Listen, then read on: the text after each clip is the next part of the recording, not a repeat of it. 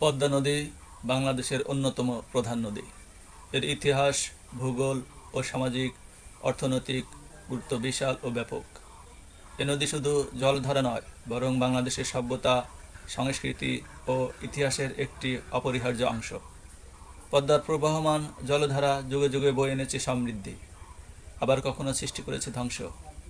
পদ্মা নদী হিমালয় থেকে উৎপন্ন গঙ্গা নদীর একটি প্রধান শাখা। ভারতের উত্তরপ্রদেশ, বিহার ও পশ্চিমবঙ্গ হয়ে নদীটি বাংলাদেশে প্রবেশ করেছে। রাজশাহীর কাছ থেকে এটি পদ্মা নামে পরিচিত হয়। এরপর এটি মেঘনা নদীর সঙ্গে মিলিত হয়ে বঙ্গোপসাগরে পতিত হয়েছে। পদ্মা নদী প্রাচীনকাল থেকেই গুরুত্বপূর্ণ ভূমিকায় অবতীর্ণ হয়েছে। বাংলার ইতিহাসে নদীটি বাণিজ্য, কৃষি ও জনবসতির জন্য গুরুত্বপূর্ণ ছিল। এই নদী পথ ধরে প্রাচীন ও মধ্যযুগে ব্যবসা বাণিজ্য পরিচালিত হতো। বিভিন্ন শাসক ও বণিক গোষ্ঠী পদ্মার তীরে গড়ে তুলেছিল নগর ও বন্দর। বাংলার নবাব ও ব্রিটিশ শাসনামলে নদীটি বিশেষ গুরুত্ব বহন করত।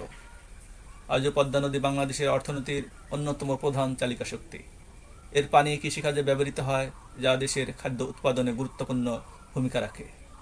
নদীটি মাছ আহরণের জন্য বিখ্যাত, যা দেশের খাদ্য ও অর্থনীতিতে গুরুত্বপূর্ণ অবদান রাখে। এছাড়াও পদ্মা সেতু নির্মাণের ফলে বাংলাদেশের বাণিজ্য ও পরিবহন ব্যবস্থায় অভূতপূর্ণ উন্নয়ন ঘটেছে। ভাঙন ও পরিবেশগত সমস্যা পদ্মা নদী তার তীরবর্তী অঞ্চলে ব্যাপক ভাঙনের সৃষ্টি করে, যা বহু মানুষের বাস্তুচ্যুতি ও কৃষিজমির ক্ষতি সাধন করে।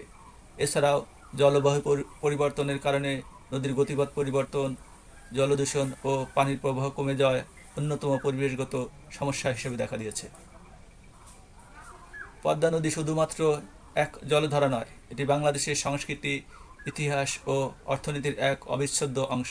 যদিও এর প্রবাহ পরিবর্তন ও ভাঙন মানুষকে কষ্ট দেয়, তবুও এই নদী বাংলাদেশের জীবনধারার এক অবিচ্ছেদ্য সঙ্গী। পদ্মার সঠিক সংরক্ষণ ও ব্যবস্থাপনা নিশ্চিত করলে এটি বাংলাদেশের উন্নয়নে আরও গুরুত্বপূর্ণ ভূমিকা রাখতে পারবে।